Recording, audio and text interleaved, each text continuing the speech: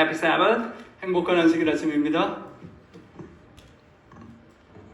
Thank you so much for the English ministry for being in charge of the service and for the beautiful accompaniment to our hymns this morning. 우리 영어권에서 우리 모든 예배를 또 주관해 주시고 찬양과 그런 순서들을 함께 이끌어 주셔서 감사합니다.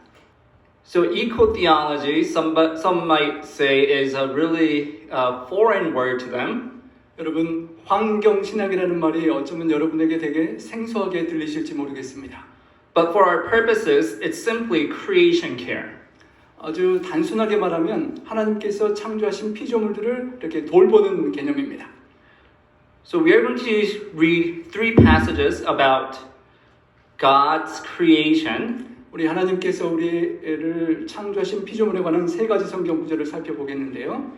For those of you that are English speakers, just read, and the pastor will only read it in Korean. So English speakers just read the English, and then it will be read in Korean by pastor. 우리 영어권들은 눈으로 읽어주시고 한국권은 읽어드리도록 하겠습니다. 욥기 12장 7절. 이제 모든 짐승에게 물어보라. 그것들이 내게 가르치리라. 공중의 새에게 물어보라. 그것들이 또한 내게 고하리라. 땅에게 말하라. 내게 가르치리라. 바다의 고기도 내게 설명하리라. 이것들 중에 어느 것이 여호와의 손이 이를 행하신 줄을 알지 못하랴. 생물들의 혼과 인생들의 영이 다 그의 손에 있느니라. 로마서 1장 19절입니다. 이는 하나님을 알만한 것이 저희 속에 보임이라. 하나님께서 이를 저희에게 보이셨느니라. 창세로부터 그의 보이지 아니하는 것들 곧 그의 영원하신 능력과 신성이 그 만드신 만물에 분명히 보여 알게 되나니 그러므로 저희가 핑계치 못할지니라. 시편 19편 1절입니다. 하늘이 하나님의 영광을 선포하고 궁창이 그 손으로 하신 일을 나타내는도다. 날은 날에게 말하고 밤은 밤에게 지식을 전하니 언어가 없고 들리는 소리도 없으나 그 소리가 온 땅에 통하고 그 말씀이 세계 끝까지 이르도다. 하나님이 해를 위하여 하늘의 장막을 베푸셨도다. So what's the common theme in all of these three passages that we just read? 여러분 세 성경 구절을 다 들으시고 그 성경 구절들에서 공통점을 발견하실 수 있으십니까? 무엇입니까?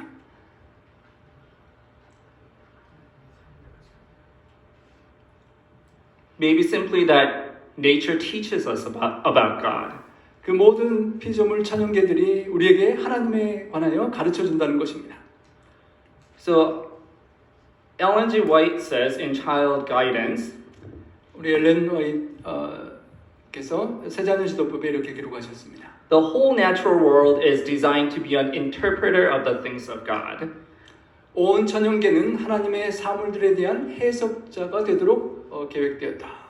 And then she says, although the earth was blighted with the curse, nature was still to be man's lesson book. 비록 땅이 저주로 말미암아 훼손되었을지라도 천연계는 여전히 사람들의 교과서가 될 것이었다. So as we have seen from these Bible passages, the Bible is our first textbook about learning about God, and then the nature may be our second textbook. 우리가 성경 구절들에서 보았던 것처럼 성경 말씀이 하나님을 가르쳐주는 첫 번째 교과서가 되고 이 천연계가 어쩌면 두 번째 참고 자료가 될 수 있다는 것입니다. I am teaching a class called Eco-Theology here at PUC. 제가 여기 PUC 대학에서 우리 환경신학을 제가 또 가르치고 있습니다. It's a class that I inherited from Dr. Jimmy Ha. 우리 지미 하 우리 교수님께서 전에 가르치셨던 것을 이어서 이렇게 가르치고 계십니다.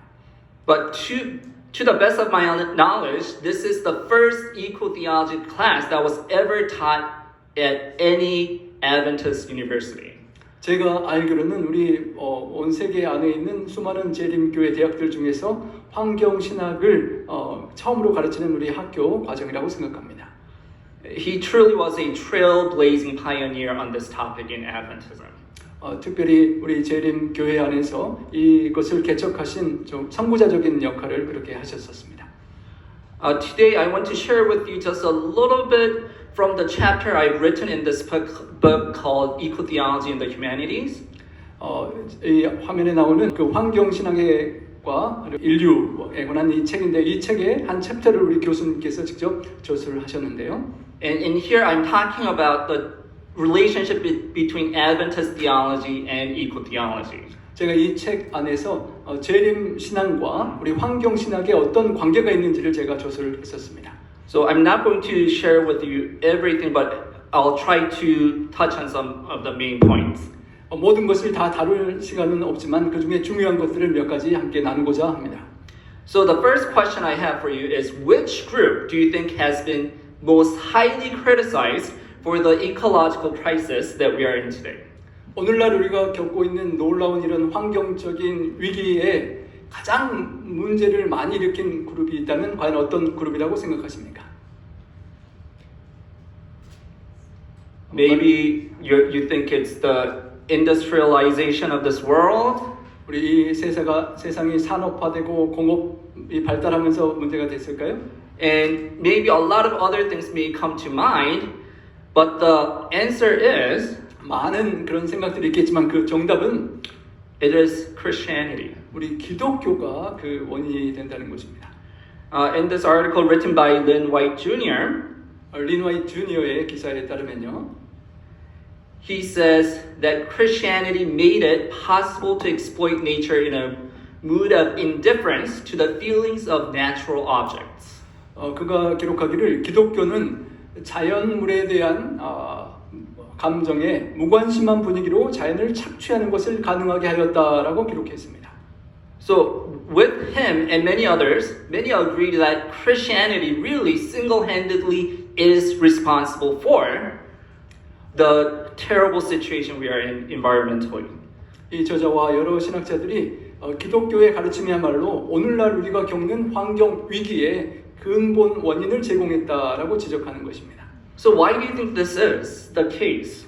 왜 그럼 이런 기독교가 문제의 원인이 되는 것일까요? Do you think it's a theological reason? 신학적인 어떤 이유가 있을까요? Is it related to our Christian culture? 우리 기독교인들의 문화에 문제가 있을까요? And unfortunately, since the time that Lynn White Jr. has written that article, the perspective from Christians really haven't changed. 그런데 안타깝게도 이 글이 나온 때로부터 지금까지 우리 그리스도인 그런 태도나 관점이 그렇게 변화되지 못했습니다. One of those reasons really is theological in nature. 그 중에 한 가지 중요한 원인은 신학적인 원인입니다. You see, in Christianity, we have allowed the influence of Greek dualism to come into our theology. 헬라의 이원론 사상이 우리 기독교 신학 안에 들어오게 허락했기 때문입니다.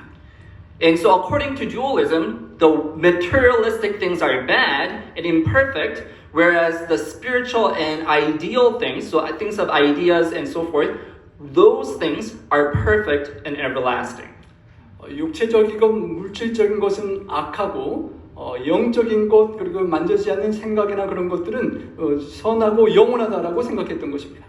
So therefore, our bodies are evil. 그래서 우리의 몸은 악한 것이고요. The flowers, the trees, the things that you touch, everything really is not good. 여러분이 만질 수 있는 꽃이나 나무나 모든 그런 물체들이 좋지 않다는 것입니다. As you may know, because of the influence of Greek dualism, a lot of Christians believe that as soon as you die, you either go to heaven or hell, and if you end up in hell, you just burn forever. 이 사상 때문에 많은 기독교인들이 죽자마자 천국에 가거나 지옥에 가고 또 지옥에 가서 영원히 불탄다라는 그런 개념이 들어오게 되었습니다. It paints a really ugly, vengeful picture of God. 그래서 그 사상은 많은 사람들에게 하나님이 아주 끔찍하고 잔인하신 하나님으로 새겨지게 만들었습니다. And when you do go to heaven, it's only your soul that goes to heaven. 그래서 우리 영혼만이 하늘에 간다라고 그렇게 생각을 또 하는 것입니다. So that's why Christians, theologically speaking, have this foundation for not caring about things that have material substance. 그래서 우리가 만질 수 있는 그런 물질적인 이 세상을 그렇게 중요하게 생각하지 않는 그런 사상의 근원을 우리 기독교에서 제공했기 때문이라는 것입니다. But as you know, in Seventh-day Adventist movement, we don't believe in this. 하지만 우리 재림 교회 안에서는 이것을 믿지 않습니다. We don't believe that you burn in hell forever and ever. 저희 교회에서는 지옥에 가서 영원히 불타는 고통을 믿지 않습니다. I'm thankful we are in a movement that doesn't view God as such a cruel being. 우리 하나님을 정말 잔인하고 그렇게 불공평한 그 하나님으로 믿지 않는 믿음 안에 있음을 인하여 감사하게 되는 것입니다. So theologically speaking, the Adventist church didn't need to be grouped with the rest of the Christianity that didn't care about the environment. 그래서 우리는 다른 많은 대다수의 기독교인들이 생각하는 그 사상과 다르기 때문에 우리는 또 환경신학에 있어서도 다른 태도를 취해야 할 것입니다. So because of our rejection of Greek dualism from the onset of Adventism, 우리 재림 교회가 태동할 때부터 우리 그리스 헬라 이원론을 거부했기 때문에요. we can care about what? We can care about our bodies. 우리가 우리의 몸도 돌볼 필요를 느끼고 And we can care about the creation that's around us. 그리고 우리 주변에 있는 자연 천연계들을 돌볼 그런 마음의 부담을 갖는 것입니다. So, of the things that God has created, which do you have the most intimate relationship with? 여러분 하나님께서 창조하신 그런 피조물들 중에 가장 그런 환경신학과 관계되는 것이 무엇이라고 생각하십니까? What do you personally have the most intimate relationship with? 여러분 개인적으로 가장 깊은 관계가 있는 것은 무엇이라고 생각하십니까? Thank you. Our bodies. 우리의 몸입니다. 좋은 대답 감사합니다. So in Adventism, we believe that it is important to teach a holistic understanding and not a dualistic understanding. 그래서 저희 재림교회에서는 이원론적인 사상이 아니라 전인적인 그런 홀빙에 대하여 가르치는 것입니다. So therefore, we in the Korean Adventist school systems call our schools 삼육 or 그래서 우리 한국에 있는 우리 재림교회 학교 이름이 36 학교입니다. So similarly in China and Japan as well, but 삼, as you know, means what? 3, and 육 means education. 우리 중국과 일본에도 비슷한 의미로 되는데요. 3은 세 가지를 6은 기르고 양육한다는 의미입니다. So what do those three things represent?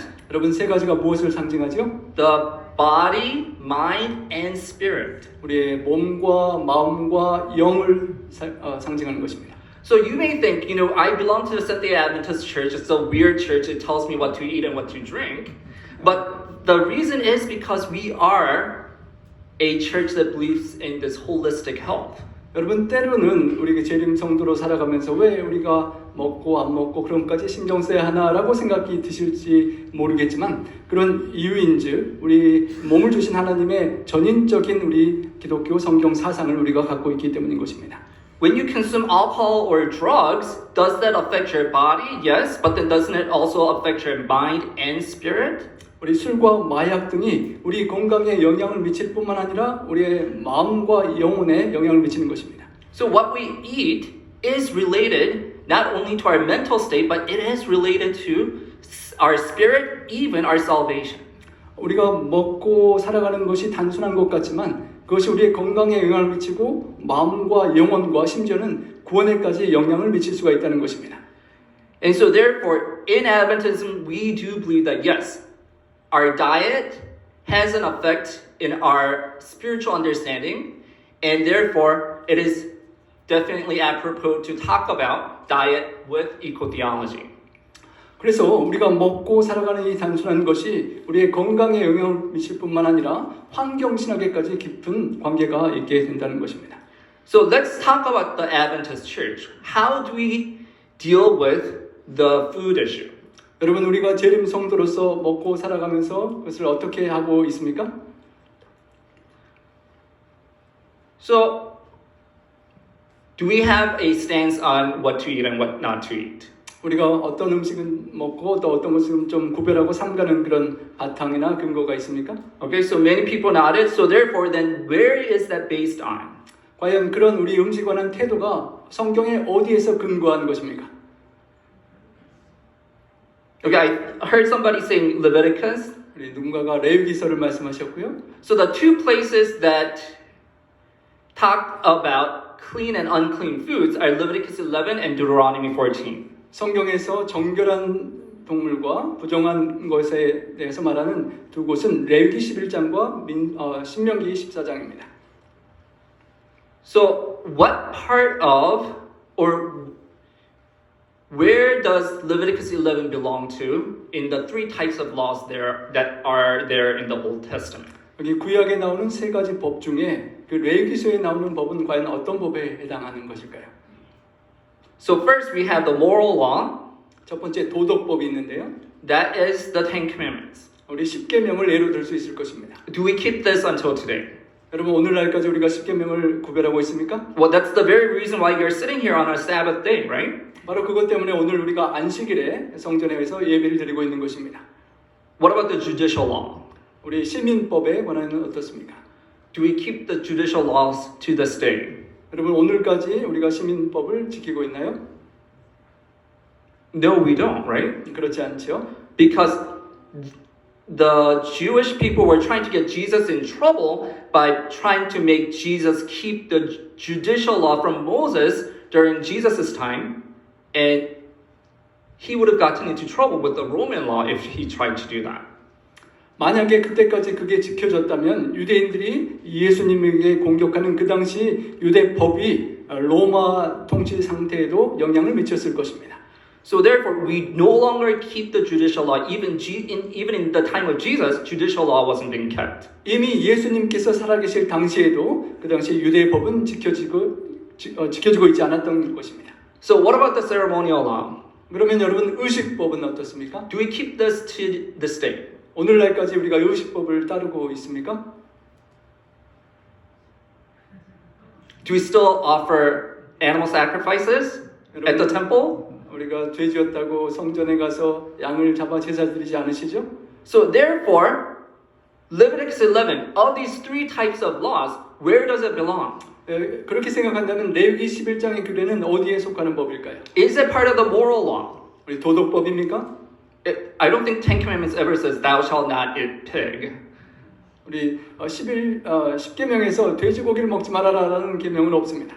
What about the judicial law? 우리 유대 시민법도 아니고요. Okay, so what about the ceremonial law? 그러면 의식법 이게 일까요? So why are we keeping the moral law? Because that's the moral law, the Ten Commandments. But then why are we keeping this list of clean and unclean thing that's a part of the ceremonial law? 안식일은 10계명의 도덕법으로 우리가 구별하는 의미가 있는데 우리가 음식을 구별하는 것은 왜 의식법인데 우리가 그렇게 하고 있을까요? Are we being hypocritical? 여러분 우리가 약간 위선적인 혹시 삶을 사는 것입니까? Are we truly a weird group of people? 혹시 우리가 진짜로 좀 이상한 사람들이라고 그렇게 되는 삶을 사십니까? Are we inconsistent? 우리가 그렇게 꾸준히 이렇게 일정하지 않고 좀 변덕이 있습니까? So we keep the Sabbath of the Ten Commandments, but we don't keep the Sabbaths that are mentioned in the ceremonial law. 우리가 안식일을 지키긴 하지만 의식법에 있는 안식일을 다 지키지는 않습니다. When I was on a plane trip to Korea, 제가 한국에 비행기를 타고 갈 때요. this nice Filipino American lady sat next to me. 친절한 상냥한 우리 필리핀계 우리 미국인이 함께 옆에 앉았습니다. And we got to talking. 우리 좀 대화를 나누게 되었는데요. And she said she has a lot of Adventist friends back in the U.S. 우리 미국의 우리 친구들 중에 우리 재림교인들이 많다라고 했습니다. And she said, yeah, they don't eat crab, they don't eat lobster, they don't eat shellfish, they don't eat all of these things. 그 친구들이 게도 안 먹고 뭐 조개도 안 먹고 여러 가지 안 먹는 것들이 참 많더라라고 그렇게 얘기했습니다. So I was like, yeah, that sounds about right. 뭐 그렇게 잘하는 것 같아 그렇게 말하는데요. But she said right afterwards, but they drink so much. 그런데 그 친구들이 이쪽은 잘하는데 술을 너무도 잘 마시고 많이 마신다라고 말하는 것입니다. So it's really weird. For some Adventists, not eating unclean meat is more important to them than not drinking alcohol. 그 친구들에게 있어서는 뭐 정상적인 게 아니지만 그 친구들에 있어서는 그냥 불결한 음식을 가리는 것이 술 마시는 것보다 더 중요하다고 생각했던 것 같습니다. So why did we end up here? 왜 이런 상황이 되었을까요? Why are we as Adventists so bent up on Leviticus 11 when it's just part of the ceremonial law? 레위기 11장이 그렇게 의식법이라면 왜 그토록 우리가 소중하게 생활 속에 실천을 하고 있는 것일까요? Let's take a look at the traditional Adventist explanation on this issue. 우리 전통적인 재림 교회의 설명을 한번 살펴보겠습니다. The traditional Adventist response is we had the distinction between clean and unclean before the Israelites were ever in existence. 이미 이스라엘 백성들이 이 땅에 존재하기 이전부터 정결하고 부정한 짐승이 구별되었기 때문에라고 우리는 설명합니다. Well, where is that found in? 여러분 그것이 어디에 나오죠? So this time I'm going to read it in English and then in Korean, please read silently. 예, 이 시간은 우리 영어로 읽어드리고 한국어 거는 우리 한국말을 그냥 보시기 바랍니다. So Genesis 7:2 says, 하나 더 뒤로 가서, 더 뒤로, 더 뒤로, 더 뒤로. 아니, 전.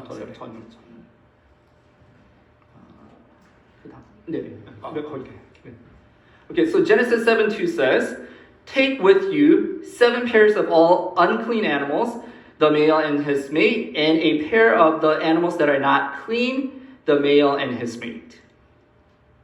So according to Genesis 7:2, how many clean animals went into the ark? 여러분 이 성경 구절에 따르면 얼마나 많은 정결한 짐승이 들어갔죠? So just like Dr. Pang said, it's 14 clean animals. 그래서 결론적으로는 14 정결한 짐승이 들어갔습니다. And only 2 of the unclean animals. 그리고 2의 부정한 짐승이 들어갔다고 기록됩니다. So why do you think this is? 왜 이렇게 되었을까요? Why were there 7 times more clean animals than unclean animals? 왜 7배나 많은 정결한 짐승을 하나님께서 노아 방주에 들어가게 하셨을까요? When you look at chapter 8, the chapter right afterwards, you'll kind of know why. Because as soon as Noah came out of the ark, he offered sacrifices. 우리가 바로 다음 장 8장을 살펴보면 노아 방주가에서 이렇게 나오자마자 노아가 한 것이 그 정결한 짐승으로 제사와 예배를 드렸기 때문이었습니다. So what we see in Genesis chapter 7 is just the mention of clean versus unclean. 창세기 7장에 나오는 것은 정결한 짐승과 부정한 짐승이라는 그 언급만 나오는 것입니다. It doesn't say you shall only eat clean animals. 더해서 정결한 짐승만 먹어라라고 하나님께서 말씀하신 기록은 없습니다. So what is the actual command about eating animals that is found in the context of Noah's flood? 여러분 노아 홍수의 문맥 속에서 무엇을 먹거나 먹지 말아야 된다는 그 개념은 어디서 나오는 것입니까?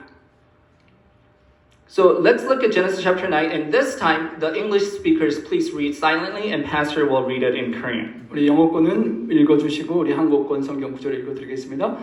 창세기 9장 3절에 무릇 산 동물은 너희의 식물이 될지라 채소같이 내가 이것을 다 너희에게 주노라. 그러나 고기를 그 생명되는 피채 먹지 말 것이니라.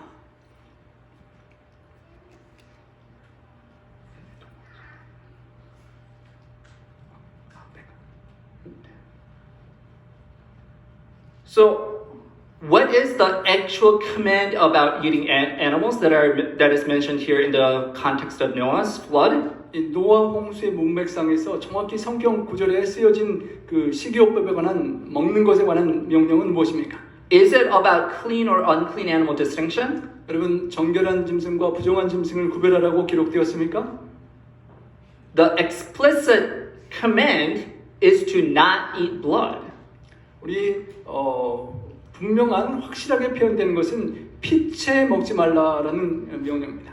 You can only infer the implicit message of only eating clean animals from the context of Genesis chapter 7, but that's not explicit.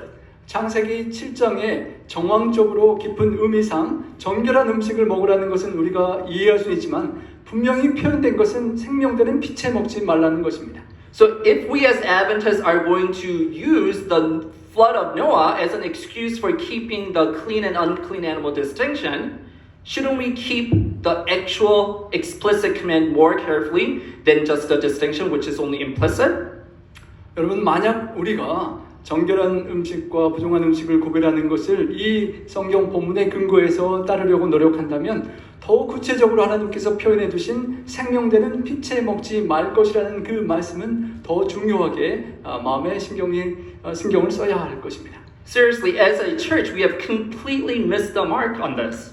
어쩌면 우리가 교회적으로 이 초점과 중요 순위를 어쩌면 놓쳤는지도 모르겠습니다. But it's not just the Seventh-day Adventist Church. 하지만 우리 재림 교회만이 아니고요. You see, this issue is for all Christians. It's not just for the Seventh-day Adventists. 어쩌면 모든 하나님을 예수님을 믿는 기독교인들에 해당되는 내용일 것입니다.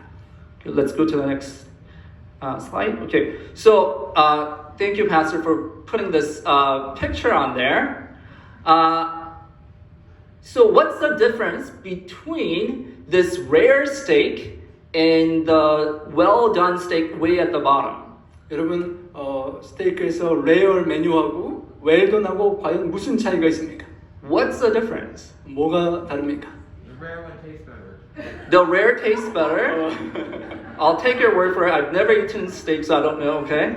우리 레어 옵션이 훨씬 더 맛있다는 그런 반응이 나왔습니다.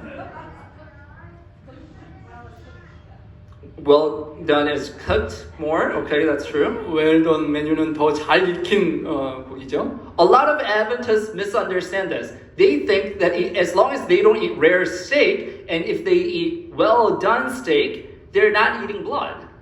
우리 많은 재림 성도들이 우리 스테이크를 잘 먹지 않지만 먹는 자리에 가서 웰던을 시키면 마음에 좀 부담이 적게 그렇게 시켜 먹습니다.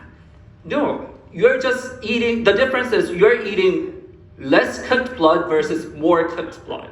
차이가 있다면 똑같은 양의 피를 드시는데 웰던을 시키시면 잘 익혀진 피를 드신다는 그 차이밖에 없는 것입니다. You see, in the Old Testament, the list of unclean and clean animal only appears twice, but the issue about blood is referred to so many more times. 구약 성경 말씀에 정결한 짐승과 부정한 짐승을 구별하는 것은 오직 2번만 나오는데 생명되는 피채 먹지 말라는 말씀은 엄청나게 많이 나오는 것입니다. Okay, next one I'll read in English and Korean speakers please read silently. Leviticus 7:26. 레위기 7장 26절 우리 한국어 거는 읽기만 하겠습니다. 눈으로요. Moreover, you shall eat no blood whatsoever, whether of fowl or of animal, in any of your dwelling places. And there are so many more examples like this. Let's skip this one. Skip this one. I'm just showing you the examples. Next one. And I'll read the beginning part of this. It says, if anyone of the house of Israel or of the strangers who sojourn among them eats any blood, I will set my face against that person. 무릇 이스라엘 집 사람이나 그들 중에 요구하는 타국인 중에 어떤 피든지 먹는 자가 있으면 내가 그 피 먹는 사람에게 진노하여 그를 백성 중에서 끊으리니. So even in the Old Testament times, not eating blood wasn't only a Jewish issue. 이미 이 성경 말씀을 보면 유대인만의 문제가 피를 먹지 않는 것인 유대인만의 문제는 아니었던 것입니다.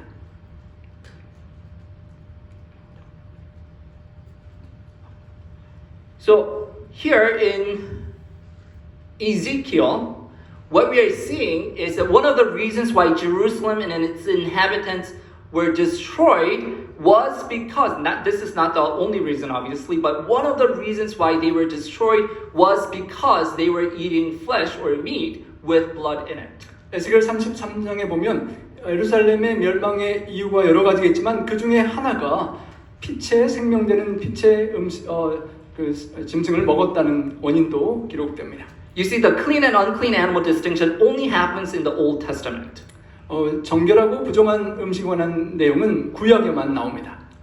And in the Old Testament, there are so many more verses about not eating blood than this clean and unclean distinction. 그런데 구약에는 생명되는 피채 먹지 말라는 말씀이 부정하고 정결한 음식을 먹지 말라는 것보다도 훨씬 더 많이 나오는 것입니다. So when we look at what's happening in practice in the Seventh-day Adventist Church, you will see that what we practice is actually not very biblical.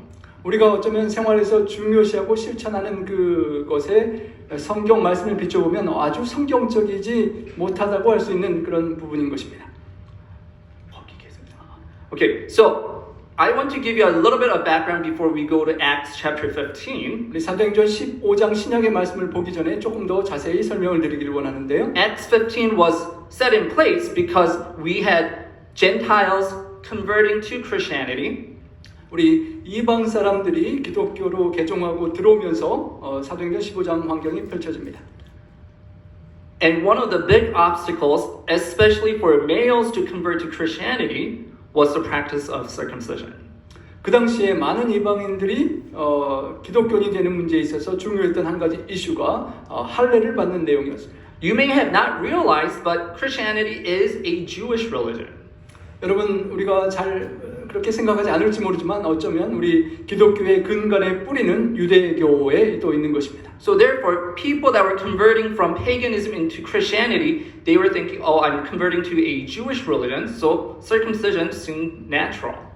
그 당시 이방인들이 기독교로 개종할 때 근간이 되었던 유대인들이 하고 있는 그 할례를 나도 받아야 되는구나라고 생각하는 것이 상당히 일반화되었습니다. But I guess only males would understand this, but it's not going to be an easy thing to do to change your religion. 우리 남성들에게만 해당되는 것이었지만 그런 조건으로 종교를 바꾼다는 것은 참으로 쉬운 일이 아니었습니다.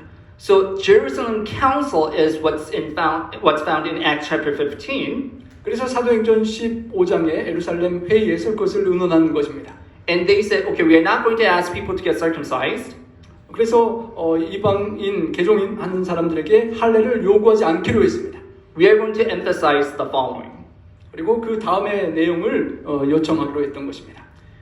And let's have the English speakers read in silence, and then Pastor will read it in Korean. 우리 한국말로 읽어드리고 영어권은 보시겠습니다. 사도행전 15장 28절에 성령과 우리는 이 요긴한 것들 외에 아무 짐도 너에게 지우지 아니한 것이 가한 줄 알았노니 우상의 제물과 피와 목매어 죽인 것과 음행을 멀리할지니라.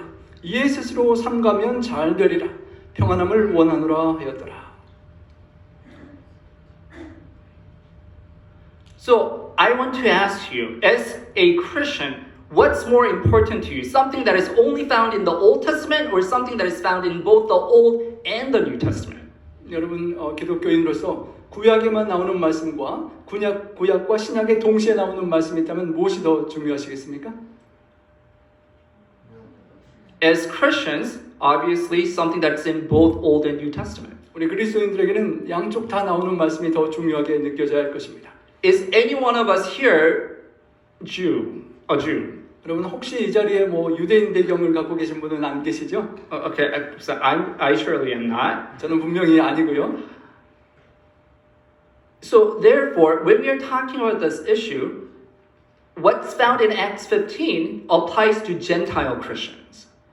그 사도행전 15장에 나오는 그 본문의 배경은 이방인 사람들의 대상으로 글이 쓰여진 것입니다. So therefore, it applies to me and all of us here in this room. 그래서 저를 포함한 이 자리에 계신 모든 분들이 그 사도행전 15장의 말씀에 해당되는 그런 청중입니다. And it doesn't only apply to Seventh-day Adventist Christians, it applies to every single Christian in the world. 우리 재림 교우 성도님들만 아니라 온 세상에 있는 기독교인들에게 다 적용되는 사도행전 15장입니다. So not only have we as Seventh-day Adventists missed the mark, the entire Christian world has missed the mark on this issue.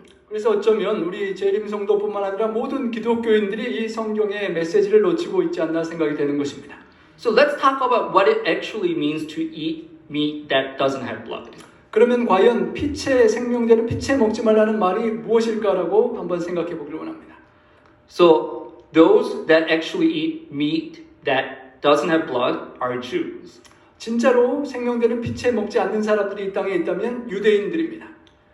So therefore, they slaughter the animal specifically as as instructed to us in the Mosaic Law. 우리 모세의 어경과 말씀에 기록된 대로 실천하며 짐승을 잡아먹는 것입니다. So not only do they slaughter a certain way to make sure the blood is drowned out the most, but they do a step further. 짐승을 잡아 죽일 때 잘 어떤 방법을 취해서 피가 최대한 잘 빠져나오게 할 뿐만 아니라 그보다 더 노력을 해서 피를 빼려고 노력합니다. They soak the meat in salt water. 그 죽인 고기를 소금물에 담가두는 것입니다.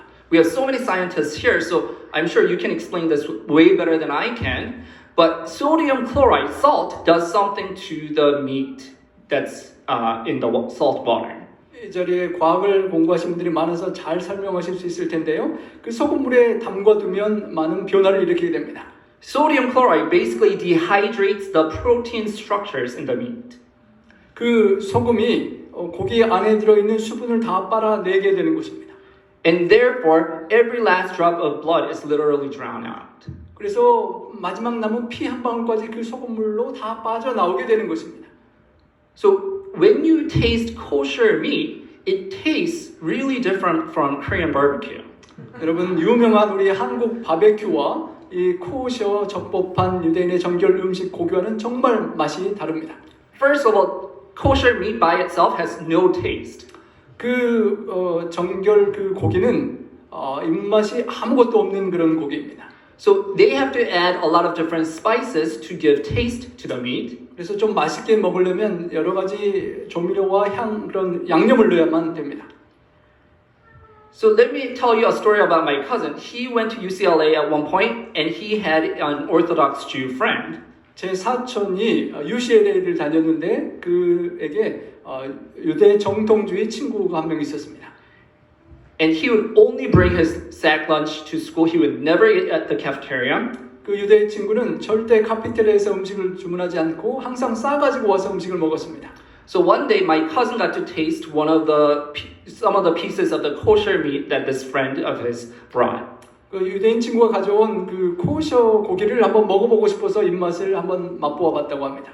Mind you, my cousin is living in LA. I mean, this is an epicenter of Korean barbecue. They say LA the ribs is better in LA than in Korea. 우리 사촌이 LA 사는데요. 우리 사촌 말대로 하면 LA 갈비는 한국에 있는 갈비보다 훨씬 맛있는 갈비라고 제 사촌이 말했습니다. And so when he tasted this, 그래서 그가 코셔 고기를 먹었을 때 he said it had the weirdest texture. 참으로 입에 느끼는 촉감이 육질이 아주 이상했다라고 말했습니다. You see, because the salt had changed the protein structures of the meat, he said it felt really spongy. 그 소금물이 고기의 그 단백질 조직을 변형시켰기 때문에 입에서 느끼는 느낌이 꼭 스펀지를 씹는 그런 느낌이었다라고 말했습니다. You see, we are not Jews and we don't have ready access to kosher meat. 우리가 유대인이 아니어서 어쩌면 그 코셔 고기가 참 익숙하지 않을 것입니다. So therefore, when most people crave the taste of meat beside the Jews, they're actually craving the taste of blood. 그래서 실제로 우리 고기를 맛있다고 드시는 분들은 고기의 맛이라기보다도 고기 속에 숨겨져 있는 그 피 맛을 우리가 느끼는 것입니다.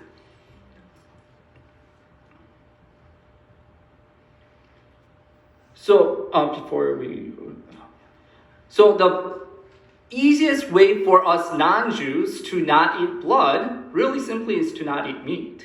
그래서 유대인이 아닌 우리가 생명되는 피채 먹지 말라는 말씀을 따르려고 노력한다면 정말 할 수 있는 방법은 코셔 고기는 쉽지 않고 그냥 고기를 좀 삼가는 것이 쉬운 방법인 것입니다. So why am I mentioning this when we're talking about eco-theology? 제가 환경신학을 얘기하는데 왜 코셔 고기를 이야기하는 것일까요? That brings us to the next question. 그것이 다음 질문과 연결이 됩니다. What is the single most contributor to the increase in greenhouse gases according to the UN? 우리 유엔에 따르면 지구 환경 문제가 되는 온실가스 증가에 가장 큰 기여를 하는 것이 무엇일까요?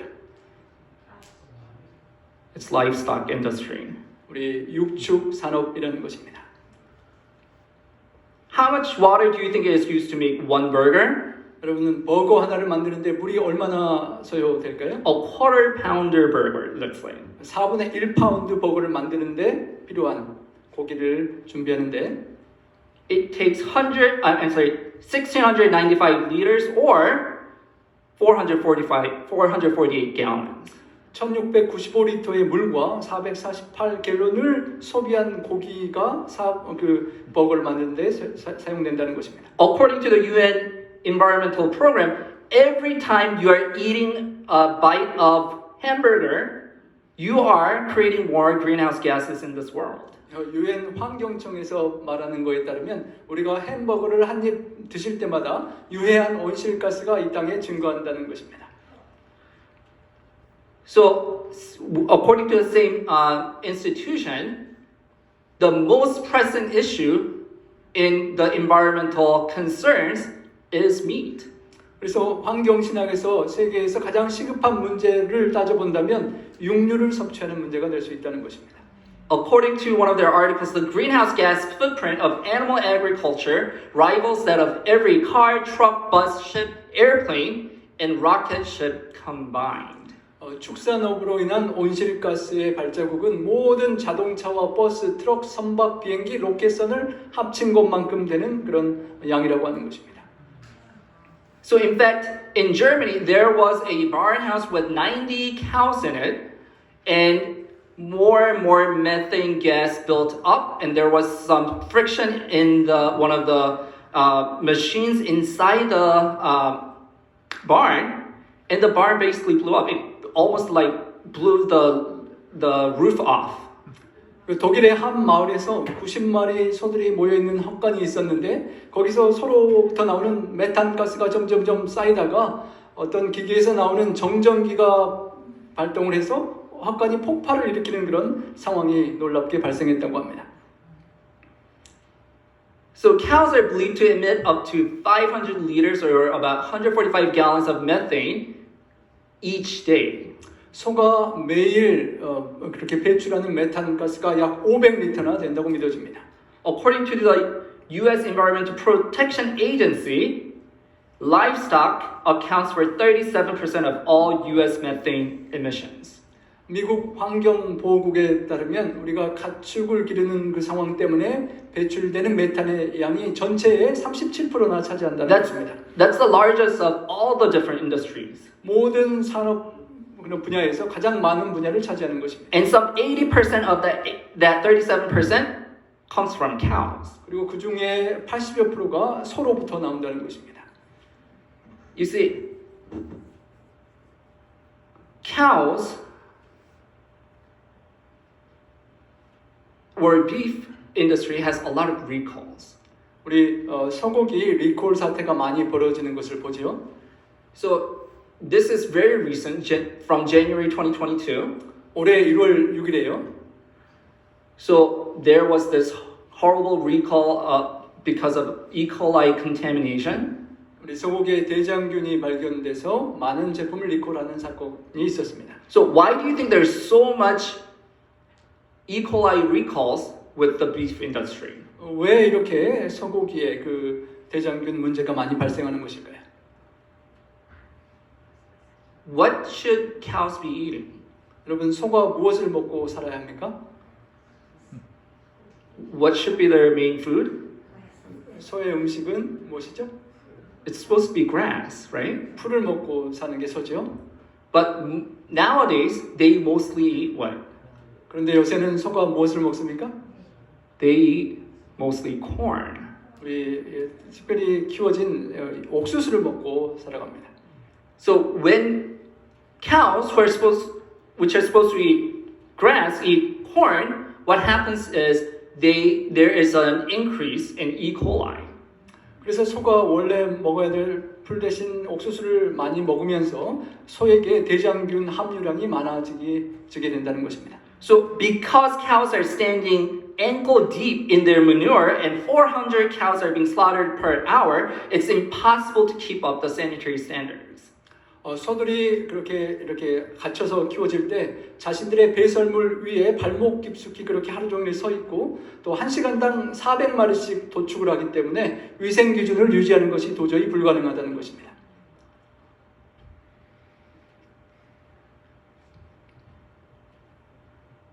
So with our situation right now, I am not really sure if cow indeed is a cleaner meat than pork. 그래서 돼지에 비하여 소가 정결한 음식이었음에도 불구하고 오늘날 정황에 따르면 소가 여전히 우리가 먹을 만한 정결한 음식이 되는지 퀘스천 마크가 생기는 것입니다. So if we really listen to the Bible carefully, 우리가 그래서 정말 주의하고 성경을 살피고 말씀을 듣는다면 and something that hasn't been influenced by Greek dualism, 그리고 헬라의 이원론의 영향을 받지 않는다면 then we would really have not only taken care of ourselves, but all of God's creation as well. 우리 자신을 돌볼 뿐만 아니라 하나님께서 창조하신 모든 피조물들을 돌보는 삶을 살아야 한다는 것입니다. So you might say, okay, so yes, I see how it's better for me to not eat meat, especially cow meat, and also I see how that impacts the environment. But what does that have to do with my salvation? 그러면 나의 건강에 그렇게 하는 것이 좋고 주변 환경과 생물들을 보호하는 데도 좋은데 그러면 나의 신앙과 구원에는 무슨 상관이 있는가라는 질문입니다. Why did Ellen G. White have to come along and we became this church that don't eat, at least not any of the unclean meats, and a lot of emphasis on vegetarianism? 우리가 특별히 부정한 음식을 삼가고 그리고 가능하면 채식을 하고자 노력하는 이런 공동체의 삶이 되는 그런 이유는 정말 무엇일까요? What is sanctification? 여러분 성화가 무엇입니까? What comes before sanctification? 성화 이전에 하나님께서 주시는 축복이 무엇이죠? It starts with the letter J, justification. 우리 칭의의 은혜가 먼저 있죠. There is a difference between justification and sanctification. 우리 칭의와 성화에는 차이가 있습니다. Justification is external, 우리 칭의는 외적으로 의롭다고 해주신다면 but sanctification is internal. 어쩌면 성화는 우리의 보이지 않는 내적인 변화를 말하는 것입니다. It is a process. 변화는 과정을 말합니다. What's after sanctification? 성화라면 그러면 성화를 어떻게 이해할 수 있을까요? What comes after sanctification? Glorification. Exactly. 성화 다음의 과정은 영광화라고 말합니다. So, glorification takes place before we enter into the kingdom of God. 우리가 하늘나라에 들어가기 전 영광화의 경험을 하게 되는데요. So therefore, sanctification is a preparation to be a citizen of the kingdom of God. 어쩌면 하나님의 나라의 시민이 되기 위하여 성도로서 살아가는 삶의 과정이 성화의 과정인 것입니다.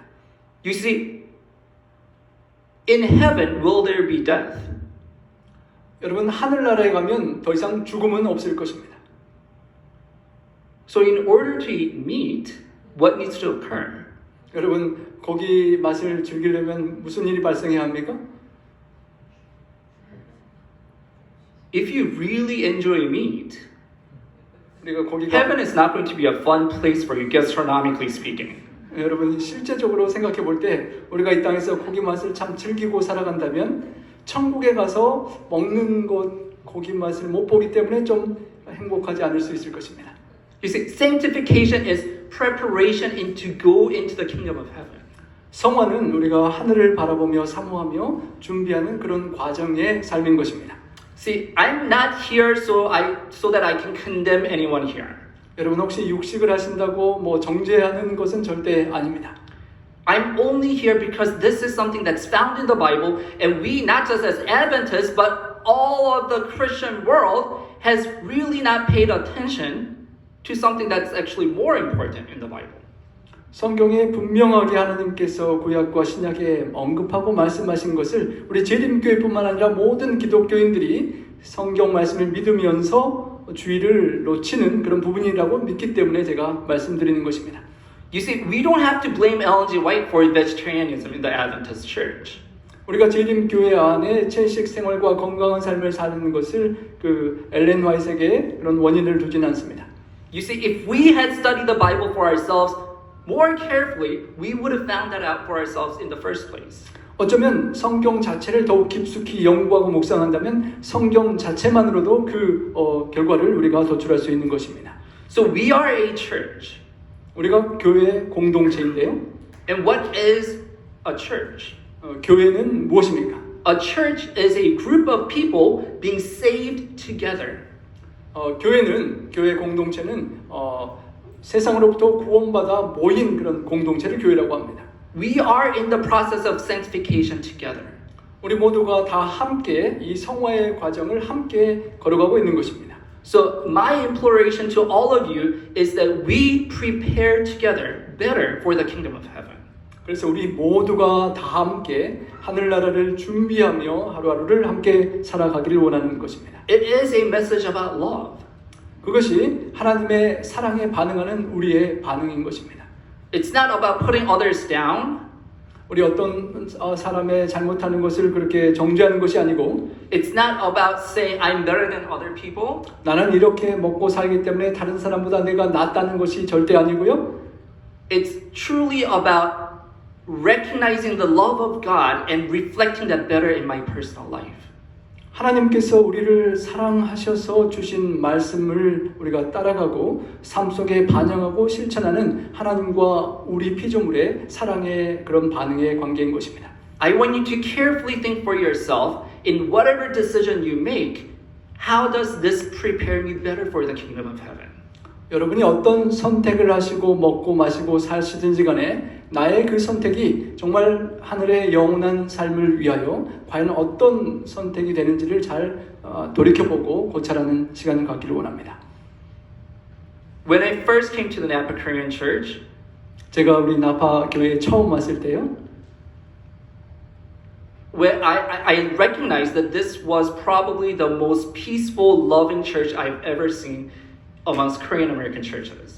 제 평생에 다녀본 수많은 교회들 중에 가장 평화롭고 좋은 교회가 나파 교회라고 제가 확실히 느꼈었습니다. I really felt a piece of heaven in this church. 정말로 하늘의 평화가 있다면 이런 평화겠구나라고 느꼈던 곳이 우리 나파 교회였습니다. So my wish for this church is that all of us will journey together into the kingdom of heaven, and what you have brought to this area from the Napa Korean Church, may we experience it more fully in the kingdom of heaven. 정말 저의 바람은 그 공동체 우리 나파 교회가 하늘나라에 다 함께 갈 때까지 이 땅에서 하나님의 축복들을 경험하고 사랑에 반응하는 선택을 하면서 하나님께 영광 돌리는 그런 교회 되시기를 간절히 바랍니다. 함께 기립하셔서 함께 찬양 드리시겠습니다.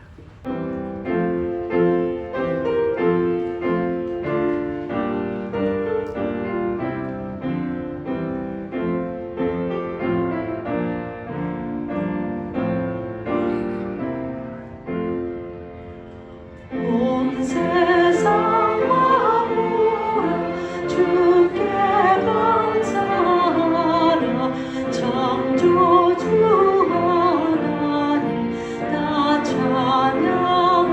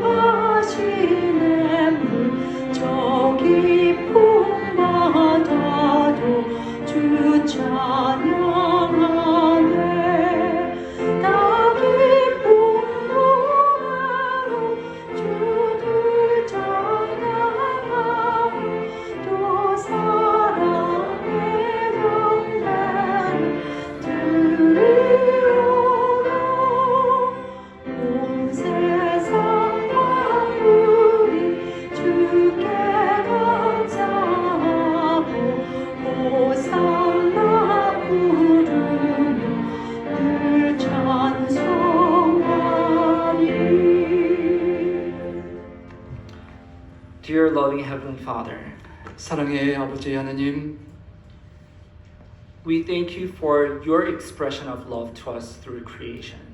주님 우리를 사랑하사 참으로 아름다운 천연계를 창조해 주신 감사합니다. We thank you for creating us and giving us life. 하나님 우리를 창조해 주시고 우리에게 생명을 주심에 감사합니다. Help us to be better stewards of ourselves as well as the rest of your creation. 우리 자신을 잘 돌보고 우리 주변에 있는 천연계를 잘 보호할 수 있는 청지기를 되게 하여 주시옵소서. May we love ourselves which have been created in your image. 하나님의 형상을 따라 창조된 우리의 몸을 아버지의 뜻대로 잘 관리하게 하여 주시옵소서. And help us to love other human beings who have also been created in your image. 그리고 아버지의 형상을 따라 창조된 우리 주변의 모든 형제자매들도 사랑하게 하여 주시옵소서. And may we be able to love everything else in creation that reflects your character. 정말 온 피조 세계에 숨겨지고 보여지는 하나님의 놀라운 그 사랑 속에 우리가 돌보고 아끼는 청지기 되게 하여 주시옵소서. Therefore, we can be a people that truly listens to the first angel's message. 그래서 첫째 천사의 기별, 하나님의 성경 말씀을 진실 그대로 믿고 받아들이는 백성 되게 하여 주시옵소서. And as we love ourselves and others and the rest of God's creation, 주님, 우리 자신과 이웃과 피조물들을 사랑하는 백성으로 살게 하소서. and as we continue these loving relationships, may these relationships continue into your kingdom. 주님, 이 사랑의 관계들이 주님 오실 때까지 영원히 계속될 수 있도록 저희 삶의 변화와 함께 하신 은혜를 더하여 주시옵소서. In the Savior's name I pray. 우리 구주 예수 그리스도 이름으로 간절히 기도합니다. 아멘.